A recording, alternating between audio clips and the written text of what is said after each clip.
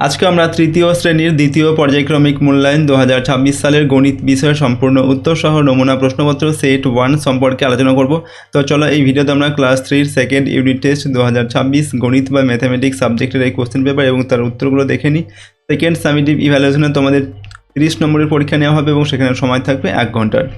এবং সিলেবাসের মধ্যে দেখো তোমাদের রয়েছে 65 থেকে 135 নম্বর পৃষ্ঠা পর্যন্ত তোমাদের সাধারণত পড়তে হয়, 10 থেকে 18 নম্বর অধ্যায় পর্যন্ত, ঠিক আছে। তবে কিছু কিছু স্কুলের সিলেবাস কিন্তু চেঞ্জ হতে পারে, সেটা অবশ্যই তোমরা স্কুল থেকে জেনে নেবে। তো চলো এখন আমরা এই কোশ্চেন পেপার এবং তার সম্পূর্ণ উত্তর এই ভিডিও থেকে দেখে নিই। এবং আপনারা যারা অভিভাবক বা অভিভাবিকা আছেন, যদি আপনাদের ছেলে মেয়েদের অনলাইনে টিউশন পড়াতে চান তাহলে অবশ্যই 9242267819 এই নম্বরে হোয়াটসঅ্যাপ অথবা কল করতে পারেন। নাম্বারটি অবশ্যই ফোনে সেভ করে রাখবেন। সপ্তাহে 3 দিন এখানে ক্লাস করানো হবে, লাইভ ক্লাস, অল সাবজেক্ট পড়ানো হবে, গুগল মিটে ক্লাস হবে, সরাসরি ছাত্রছাত্রীরা কিন্তু আমার সঙ্গে কথা বলতে পারবি। তো যদি আপনারা ইচ্ছুক থাকেন অনলাইনে টিউশন পড়াতে আপনাদের ছেলে মেয়েদের, অবশ্যই এই যে নাম্বার এখানে দেওয়া রয়েছে এই নাম্বারে কন্ট্যাক্ট করতে পারেন।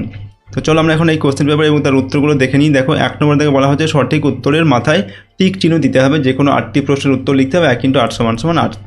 ক নম্বর থেকে দেওয়া আছে 1 ঘন্টা = 60 মিনিট না 30 মিনিট। তো 1 ঘন্টা সমান কী হয়, 60 মিনিট হয়, অর্থাৎ 60 মিনিটে কিন্তু 1 ঘন্টা হয়। তো এর মাথায় তোমরা টিক চিহ্ন দেবে, ওকে। ক্ষয়ের দায় কী দেওয়া আছে দেখো, একদিনে ঘড়িতে 12টা বাজে একবার না দুবার। তো একদিন মানে কি, একদিন মানে 24 ঘন্টায় একদিন হয়, দিন রাত্রি মিলিয়ে একদিন হয়।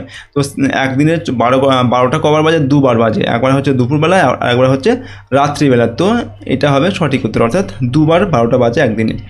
এরপর ঘন্টার কাঁটা একবার সম্পূর্ণ ঘুরলে 1 ঘন্টা না 12 ঘন্টা হয়। তো ঘন্টার কাঁটা যদি একবার সম্পূর্ণ ঘুরে আসে তাহলে কত হয়, 12 ঘন্টা হয়। এখান থেকে যখন এই কাঁটাটা যখন ঘুরে আবার এখানে চলে আসবে কত হয়, 12 ঘন্টা হয়, ঠিক আছে। তো সঠিক উত্তর হবে 12 ঘন্টা।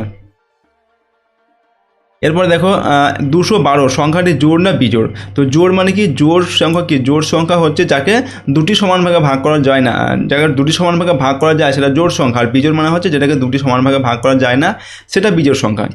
এবার যদি আমরা 2, 4 এগুলো তো বুঝতে পারবো, ঠিক আছে, 6 এগুলো বুঝতে পারবো, ঠিক আছে, সংখ্যাগুলো। কিন্তু এখানে 212 এই যে সংখ্যাটা, এটাকে আমরা কীভাবে বুঝতে পারবো, এটাকে হয় 2 দিয়ে ভাগ করতে হবে, আর একরকমভাবে বোঝা যায় সব থেকে লাস্টের যে ডিজিট আছে সেটাকে আমাদের দেখতে হবে। এই যে 2টা সবার শেষে 2 আছে, এই 2টা জোড় না বিজোড় সেটা দেখতে হবে। 2টা জোড় সংখ্যা, তাহলে আমাদের যদি শুধুমাত্র শেষের সংখ্যাটা জোড় সংখ্যা হয় তাহলে পুরো সংখ্যাটাও কিন্তু আমাদের জোড় সংখ্যায় হবে, ঠিক আছে। তাহলে এটা হচ্ছে একটি জোড় সংখ্যা, এটা ঠিক চিহ্ন দেবে। অঙ্গুর দাগে 39 সংখ্যাটি 2 দ্বারা না 3 দ্বারা বিভাজ্য। তো 39কে 2 দিয়ে ভাগ করতে মেলে না। শেষে যদি হচ্ছে বিজোড় সংখ্যা থাকে সেই সংখ্যা কিন্তু কখনোই 2 দিয়ে ভাগ করে মেলে না। তো এটা হচ্ছে 3 দিয়ে ভাগ করে মিলবে। 3, 13, 39 হয়, তো 3 দ্বারা বিভাজ্য হবে এটা। এরপর হচ্ছে দেখো 6-এর দাগে 1 জোড়া হয় 2টি না 3টি। তো 1 জোড়া মানে কি বোঝায়, 1 জোড়া মানে হচ্ছে দুটিকে বলা হয় 1 জোড়া, ঠিক আছে, 2টি মিলিয়ে 1 জোড়া হয়। এখানে সঠিক উত্তর হবে 2টি। এটা 6-এর দাগে প্রশ্ন, এটা বর্গীয় যাওয়া হবে। 8 বার 5 বার লাফালে যাওয়া যায় 40, 45 না 50। তো এখানে বলছে 8 বার 5 ঘর লাফালে, 5 ঘর মানে কি 1, 2, 3, 4, 5 এরকম। এই যে 5 বার করে 8 বার লাফাতে হবে এই 5 ঘর করে, তাহলে তার কত হবে, 5 × 8 = 40 হবে, ঠিক আছে, 5 × 8 = 40 হবে। সুতরাং আমাদের এই যে এটা হবে সঠিক উত্তর। তারপরে দেখো 13কে 2 দিয়ে ভাগ করলে ভাগশেষ থাকে 0, 1 না 2। তো 13কে যদি 2 দিয়ে ভাগ করা হয় তাহলে ভাগশেষ কত থাকবে, ভাগটা তোমরা করে দেখবে। 2 দিয়ে ভাগ করছি কত হবে, 6 × 2 = 12 হবে, ঠিক আছে। বিয়োগ করছি 3 থেকে 2 বাদ দিলে কত থাকে, 1 থাকে, তাহলে ভাগশেষ কত থাকছে, 1। সুতরাং আমাদের উত্তর হবে 1। 13কে 2 দিয়ে ভাগ করলে ভাগশেষ থাকবে 1। এরপর দেখো ত্রিভুজের বাহুর সংখ্যা 3টি না 4টি। তো ত্রিভুজের বাহুর সংখ্যা কটা, ত্রিভুজ মানে কি 3টি বাহু দ্বারা সীমাবদ্ধ সমতলিক ক্ষেত্রকে বলা হয় ত্রিভুজ। তো ত্রিভুজের বাহু থাকে 3টে, 1টা 2টি আর একটা হচ্ছে 3টি। তো ত্রিভুজের 3টি বাহু থাকে, তো এটা আমাদের সঠিক উত্তর হবে। পরের প্রশ্ন 2 নম্বর দাগে নিচের প্রশ্নগুলির উত্তর দাও, যে কোনো 8টি প্রশ্নের উত্তর লিখতে হবে। 2 × 8 = 16। প্রশ্নের মান হচ্ছে কত, 2 নম্বর করে। প্রথমে দেখো কয়ের দাগে বিয়োগ করো। এখানে দেখা যাচ্ছে 611 থেকে 457টা বিয়োগ করতে হবে। তো বিয়োগটা তোমরা কীভাবে এভাবে করবে, 611 দেওয়া আছে, তার নিচে লিখবে কত, 457 লিখে বিয়োগ করতে হবে। তো বিয়োগ করছি, দেখো ওপরে 1 আছে মানে 1টাকে 11 ধরতে হবে। তো 11 থেকে 7 বাদ দিলে কত থাকে, 4 থাকে, হাতে 1 থাকে, সেই একটা 5-এর সঙ্গে যোগ হবে। 5 আর 6 আর 11, 6 আর হচ্ছে 5-এ 11, তো হাতে 1 থাকে, 4 আর 5, 5 থেকে এবার 5 উপরে 6 আছে, 6 থেকে 5 বাদ দিলে কত হবে 1 থেকে, তো কত হচ্ছে 154, বিয়োগফল আমাদের কত হবে 154, ঠিক আছে। লিখবে নির্ণয় বিয়োগফল 154, সুতরাং বিয়োগফল হচ্ছে 154, এরকম করে লিখবি এবং বিয়োগটা তোমরা এরকম করে কিন্তু করে দেখাবে খাতায়। এরপর ক্ষয়ের দাগে দেখো বলা হচ্ছে একটি ট্রেনে 522 জন যাত্রী আছে, ব্যান্ডেল স্টেশনে 158 জন নেমে গেল, এখন ট্রেনে কতজন যাত্রী রইল? তো 522 জন যাত্রী ছিল, 158 জন যাত্রী নেমে গেল, তো এখন কতজন আছে? 522 থেকে আমাদের 158, এটা বিয়োগ করতে হবে। তো দেখো এইভাবে তোমরা বিয়োগ করবে, 500 2 10 2 22টা এভাবে লিখবে, তার নিচে কত লিখবে 100 5 10 8 58, বিয়োগ চিহ্ন দেবে এভাবে দিয়ে বিয়োগ করবে। উপরে 2 আছে, 2টাকে আমাদের 12 ধরতে হবে, যেহেতু 2 হচ্ছে 8 থেকে ছোট সংখ্যা, তো 12 থেকে 8 বাদ দিলে কত থাকে 4 থাকে, হাতে থাকে 1, সেই 1টা 5-এর সঙ্গে যোগ হবে, তো 5 এর 6, ওপরটাকে এবার 2 ধরবো, 6 আর কয় 12, 6 আর 6 12, হাতে 1 আছে, 1 1 2, এবার 5 থেকে 2 বাদ দিলে কত থাকে 3, তো 364 হচ্ছে আমাদের উত্তর। তো দেখো আমরা কীভাবে করবো, এই যে 522 বিয়োগ 158 সমান 364, বিয়োগটা তোমরা কিন্তু এইভাবে করবে, ঠিক আছে। আচ্ছা, সুতরাং এখন ট্রেনে 364 জন যাত্রী রইল, এভাবে উত্তরটা লিখবি এবং বিয়োগটা এভাবে করে দেখাবে। তারপর গুণ করতে হবে, দেখো গয়ের থেকে বলা হচ্ছে গুণ করো 67 আর হচ্ছে 57, এটার গুণ করতে হবে।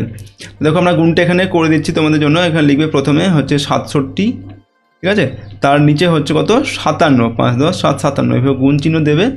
এবার প্রথমে দেখো 7 আর 7 গুণ হবে, 7 7 49, 49 9, হাতে থাকে 4, আর 6 7 42, আর 4 43 44 45 46, তো 4 10 6 46 হবে। এবার 5 দিয়ে 7কে গুণ যাবে, এই 9-এর তলে আমরা একটা গুণ চিহ্ন দিয়ে দেবো। 5 7 35, 35-এর হচ্ছে কত 35-এর 5, হাতে থাকে 3, তারপর হচ্ছে 5 6 30 আর 3 33, তো 3 10, এখানে হবে 3, আর 4-এর তলে হচ্ছে 3। এবার এটাকে কী করবো আমরা, এটাকে যোগ করব, ওকে। তো 9 আমরা এখানে নামিয়ে দেবো। তারপর কি আছে দেখো 5 আর 6 কত হয় 11, 11-এর 1, হাতে থাকে 1, 3 আর 4, 4 আর 4 হচ্ছে 8, ওকে, আর 3টা নেমে গেল, তো কত হচ্ছে 3819, তো 3819 এটা হচ্ছে আমাদের গুণফল। তো তোমরা লিখবে সুতরাং গুণফল বা নির্ণেয় গুণফল 3819, এটা হচ্ছে উত্তর, এবং গুণটা তোমরা কিন্তু এইভাবে করে দেখাবে পাশে, ওকে।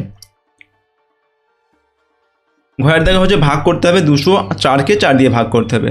তো দেখো 204কে তোমরা যদি 4 দিয়ে ভাগ করো, আমি ভাগটা তোমাদের এখানে করে দিচ্ছি। 204কে কী করবে, এরকমভাবে ভাগ করবে তোমরা, তারপর এখানে লিখবে 4, প্রথমে 20 দিতে হবে, একটি সংখ্যা তো যাবে না, ছোটো 2 হচ্ছে 4 থেকে ছোটো দিলে আমাদের প্রথমে 20 নিতে হবে, 4 ঘর নামতে পড়তে হবে, 4 5 কত হয় 4 5 কত হয় 20 হয়, তো 4 5 20, ঠিক আছে। এবার এটাকে বিয়োগ করবো, তো মিলে যাচ্ছে 0 0 আর 2 0 2 2 আর 2 মিলে যাচ্ছে, তো 0 হয়ে যাচ্ছে সবই। এবার আমরা এই 4টাকে নামাবো, ঠিক আছে, 4টাকে নিচে নামিয়ে দিলাম, তারপর আবার 4-এর ঘর নামতে পারবো, 4 1 কত হবে 4 1 4, তো মিলে এখানে বিয়োগ চিহ্ন দেবো, তো মিলে যাচ্ছে, কত হচ্ছে আমাদের ভাগফল 51 হচ্ছে ভাগফল। তো দেখো আমরা 204 ভাগ 4 সমান কত 51, ভাগফলটা তোমরা এইভাবে ভাগটা করবে ডান দিকে, আর লিখবে কি নির্ণেয় ভাগফল বা সুতরাং ভাগফল 51, এরকম করে উত্তরটা লিখে দেবে। তারপরে দেখো পরের প্রশ্ন, ওমর দাগে 3 দিনে 330টি মাটির হাঁড়ি তৈরি হলেন, এটা তোমরা দেখে নিয়েছো, আমি এটা মুছে দিচ্ছি, ঠিক আছে। দেখো 3 দিনে 330টি মাটির হাঁড়ি তৈরি হলে 1 দিনে কটি হাঁড়ি তৈরি হয়? তো 3 দিনে দেখো 3 দিনে যদি 330টি মাটির হাঁড়ি তৈরি হয়, তাহলে 1 দিনে কটি হাঁড়ি তৈরি হবে? কম তৈরি হবে, মানে কী করতে হবে 330কে 3 দিয়ে আমাদের করতে হবে ভাগ। তো দেখো আমি ভাগটা তোমাদের আগে করে দিচ্ছি, এখানে এই যে 330 আছে, সেটাকে আমরা কি করব, এই 3 দিয়ে করব ভাগ, ঠিক আছে, 3 দিয়ে ভাগ করব। তো প্রথমে কি যাবে 3 1 3 দিলাম, বিয়োগ চিহ্ন দেবো, মিলে যাচ্ছে, এবার 3টা নামিয়ে দিলাম, আবার কি হবে 3 1 3 হবে, এবার বিয়োগ চিহ্ন দেবো, এবার 3 দিয়ে মিলে যাচ্ছে, এবার 0টা এখানে নামিয়ে দিয়ে আমরা কেটে দিয়ে ওপর নিয়ে যাব, কত হচ্ছে 110 হচ্ছে ভাগফল, ঠিক আছে। দেখো আমরা অঙ্কটা তোমাদের এভাবে করতে হবে, 3 দিনে তৈরি হয় 330টি হাঁড়ি, এভাবে লিখবে। তাহলে অতএব 1 দিনে তৈরি হবে কত 330 ভাগ 3টি হাঁড়ি, মানে 330কে 3 দিয়ে ভাগ করতে হবে, সমান সমান ভাগফল হচ্ছে কত 110 হচ্ছে ভাগফল। ভাগটা তোমার ডান দিকে এভাবে আমি যেভাবে করলাম এভাবে করবে, ঠিক আছে। দেখো ভাগফলটা আরও একবার তোমরা এখানে দেখে নাও, এভাবে ভাগটা করবে এবং এরকম 110টি হাঁড়ি, ঠিক আছে। তাহলে উত্তর লিখবে সুতরাং 1 দিনে 110টি হাঁড়ি তৈরি হবে, এরকমভাবে উত্তর লিখবে, ওকে। 4 দাগের রামের কাছে কয়েকটি 5 টাকার কয়েন আছে, যার মোট মূল্য 200 টাকা হলে তার কাছে কটি কয়েন আছে? তো রামের কাছে কয়েকটি টাকার 5 টাকার কয়েন আছে এবং তার মূল্য কত 200 টাকা, মানে তার কাছে মোট 200 টাকা আছে, এবং এই যে 200 টাকা তার কাছে আছে সবগুলোই হচ্ছে 5 টাকার কয়েন। তাহলে কতগুলো 5 টাকার কয়েন তার কাছে আছে সেটা কী করতে হবে, এই 200 টাকাকে আমাদের 5 দিয়ে ভাগ করতে হবে। তো 200কে যদি আমরা এইভাবে 5 দিয়ে ভাগ করি, দেখো ভাগফলটা তোমরা করে দেখিয়ে দিচ্ছি। 5 দিয়ে প্রথমে 20 টাকা নিতে হবে, দুটো সংখ্যা নিতে হবে, একটা সংখ্যা তো ছোটো হয়ে যাচ্ছে 5-এর, তো 5 দিয়ে গুণ করবো 20 পর্যন্ত, ঠিক আছে। 5-এর ঘর নামতে পারবো, তো 4 5-এ কত হয় 20 হয়, ঠিক আছে। 4 5-এ 20, এখানে বিয়োগ চিহ্ন দেবো, তো মিলে যাচ্ছে। এবার শূন্যটা নামিয়ে দেবো, শূন্যটা এখান থেকে কেটে 4-এর পাশে বসিয়ে দেবো, তো কত হচ্ছে 40। তো তার কাছে মোট কটা 40টা কয়েন আছে। দেখো আমরা অঙ্কটা এইভাবে করবো, মোট মূল্য 200 টাকা এবং প্রতিটি কয়েনের মূল্য হচ্ছে 5 টাকা, এরকম করে লিখবে। তারপর কয়েনের সংখ্যা কত, কয়েনের সংখ্যা এভাবে করবে কি 200 ভাগ 5, 200 ভাগ 5 সমান 40। ভাগফলটা দেখো এইভাবে আমরা এখানে করেছি, এরকম ভাগফলটা করবে। 40 হচ্ছে ভাগফল, তাহলে লিখবে দেখো কয়েনের সংখ্যা হচ্ছে কত 40টি, সুতরাং রামের কাছে 40টি কয়েন আছে, এরকম করে তোমরা কিন্তু লিখবে। ওকে, ভালোভাবে দেখে নাও তোমরা অঙ্কগুলো। আচ্ছা, পরের প্রশ্নতে আমরা যাবো এবার। 6-এর দাগে দেখো, একটি ত্রিভুজের চিত্র আঁকো। তো একটা ত্রিভুজের চিত্র, ত্রিভুজ কাকে বলে, 3টি বাহু দ্বারা সীমাবদ্ধ সমতলিক চিত্রকে ত্রিভুজ বলে। তো এরকম একটা ত্রিভুজ তোমরা আঁকবে, তোমাদের কিন্তু এখানে কোনো মাপ তো বলে দেওয়া হয়নি, যে কোনো মাপে ত্রিভুজ আঁকবে। এরকম একটা দাগ দেবে, এরকম একটা দাগ দেবে, এবং তার সঙ্গে এইভাবে মিলিয়ে দেবে, দিয়ে এই ত্রিভুজটার নাম দেবে। কী দেবে, এখানে দিয়ে এ দেবে, ঠিক আছে, এখানে দেবে বি, এখানে দেবে সি, ব্যাস, ঠিক আছে। এইভাবে করে চিত্রটা আঁকবে। ওকে, তো দেখো এখানে নিচে একটি ত্রিভুজ এবিসি চিত্র অঙ্কন করা হলো, যার প্রতিটি বাহু হচ্ছে A B, BC R C এ। দেখো এখানে আমরা ত্রিভুজ একটা অঙ্কন করলাম, এর নাম দিয়েছি এ, এটা বি, এটা সি। তাহলে এর বাহুগুলো কী কী, একটা হচ্ছে এ বি বাহু, একটা হচ্ছে বিসি বাহু, একটা হচ্ছে সি এ বাহু, ঠিক আছে। যদি তোমাদের এই লাইনটা লিখতে না পারো বা লিখতে না চাও, নাও লিখতে পারো, শুধুমাত্র ত্রিভুজটা এভাবে করে অঙ্কন করে দেবে, ঠিক আছে। এরকম করে একটা ত্রিভুজ আঁকবে, একে জাস্ট নামগুলো এভাবে দিয়ে দেবে, ঠিক আছে। আর যদি এইভাবে লাইনটা লিখতে পারলে তো ভালো। পরেরটা কী দেওয়া আছে দেখো, বর্গীয় জ দেখে যোগ করতে হবে। এখানে 567 দেওয়া আছে আর 433 দেওয়া আছে, এই দুটো যোগ করতে হবে। জাস্ট নিচে লিখে যোগ করবে, যোগটা আমি এখানে করে দেখিয়ে দিচ্ছি। দেখো 500 কি লিখবে, 567 দেওয়া আছে, তার নিচে লিখতে হবে 433, এভাবে করে লিখবে। 7 আর 3 কত হয় 10, 10-এর 0 হাতে আর থাকে 1, আর 6 রেখে 7, 7 আর 3 10, আবার 10-এর 0 হাতে থাকে 1, 4 রেখে 5, 5 আর 5 কত হচ্ছে 10 হচ্ছে। তো সুতরাং যোগফল কত হয়ে গেল 1000। ওকে, দেখো 567 যোগ 433 সমান যোগফলটা হচ্ছে 1000। যোগফলটা কিন্তু তোমরা এরকম ভাবে করবে, ঠিক আছে। তারপর লিখবে সুতরাং যোগফল হচ্ছে 1000, এটা লিখবে। এবার দেখো গুণ করতে বলা হচ্ছে, 100 কী কত দেওয়া আছে 101 দেওয়া আছে, তার নিচে লিখতে হবে 30, এরপর 30টা লিখবে, লিখে গুণ করবে। গুণ করতে বলা হয়েছে, তো 0 দিয়ে প্রথমে গুণ করতে, 0 দিয়ে আমরা যাই গুণ করবো সবই 0 হবে। তো 1 0 0 0 0 0, এই 1 0 0। তারপর এবার এই নিচে আমরা দাগ গুণ টেনে দেবো। এবার 3 দিয়ে গুণ করবো, 1-কে 3 1-কে কত হবে 3। এবার 3 দিয়ে 0-কে গুণ করবো, 3 0 0, 0-কে যাই দিয়ে গুণ করবো 0ই হয়। এবার 3-কে 1 দিয়ে গুণ করলে হবে 3 1-কে 3, ঠিক আছে। এবার কি করবো, এবার আমরা করবো হচ্ছে যোগ। তো 0টা নামিয়ে দেবো, এখানে 3টা নেমে যাবে, এখানে 0 নামবে, এখানে 3 নামবে, তো কত হচ্ছে 3030, ঠিক আছে। দেখো গুণ করো, এটা দেওয়া আছে 101 গুণ 30 সমান 3030। গুণটা তোমরা এইভাবে কিন্তু পাশে করবে, যেভাবে আমি করে দেখিয়ে দিলাম। সুতরাং গুণফল হচ্ছে 3030, এরকম করে লিখে দেবে। ওকে, তারপর দেখো 3 নম্বর দেখে গণিতের ভাষায় লিখে সমাধান করো যে কোনো দুটি, 3 × 2 = 6। কয়ের দেখে তোমার কাছে 90 টাকা আছে, তুমি তার থেকে 10 টাকা 50 পয়সার ফুচকা খেলে, 12 টাকার মিষ্টি খেলে, তুমি কত টাকার খেয়েছো এবং তোমার কাছে কত টাকা থাকলো। এখানে বলা হয়েছে তোমার কাছে টোটাল 90 টাকা আছে। এবার এই 90 টাকার মধ্যে 10 টাকা 50 পয়সার হচ্ছে তুমি কি করেছো, ফুচকা খেয়েছো, আর 12 টাকার মিষ্টি খেয়েছো। তাহলে তোমার কাছে তুমি মোট কত টাকার খেয়েছো, মানে কি 12 টাকা 50 পয়সা আর 10 টাকা 50 পয়সা আর 12 টাকা যোগ করতে হবে। এই টাকার আমি টোটাল খাবার খেয়েছি। এবার বলা হচ্ছে তোমার কাছে কত টাকা থাকলো।